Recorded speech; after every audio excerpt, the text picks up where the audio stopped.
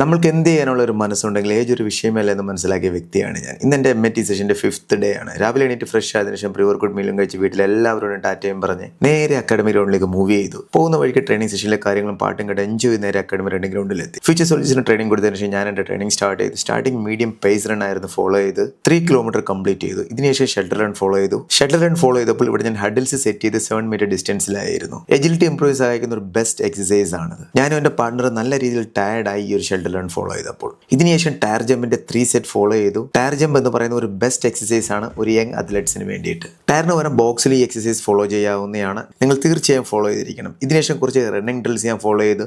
Drills ഞാൻ ഒരിക്കലും skip ചെയ്യാറില്ല. തീർച്ചയായും നിങ്ങൾ ഫോളോ ചെയ്തിരിക്കണം. ബോഡിയുടെ കോർഡിനേഷൻ, സ്റ്റെബിലിറ്റി എല്ലാം നല്ല രീതിയിൽ ഇമ്പ്രൂവ് ആവുന്നതായിരിക്കും. ഇതോടൊപ്പം തന്നെ വേറെ ഒത്തിരി ബെനിഫിറ്റ് ഉണ്ട്. അതൊന്നും ഞാൻ ഡീറ്റെയിൽ ആയിട്ട് ഈ ഒരു വീഡിയോയിൽ പറയുന്നില്ല. ഫൈനലി ഡ്രോപ്പ് ജമ്പിന്റെ 3 സെറ്റ് ഫോളോ ചെയ്തു. ഈ എക്സസൈസ് ഫോളോ ചെയ്യുമ്പോൾ സ്ലോലി ഗ്രൗണ്ടിൽ ലാൻഡ് ആയതിനു ശേഷം ക്വിക്ലി നിങ്ങൾ ജമ്പ് ചെയ്യണം. ലാൻഡ് ചെയ്യുമ്പോൾ ബോഡിയുടെ കോർഡിനേഷൻ മെയിൻറ്റെയിൻ ചെയ്യുക.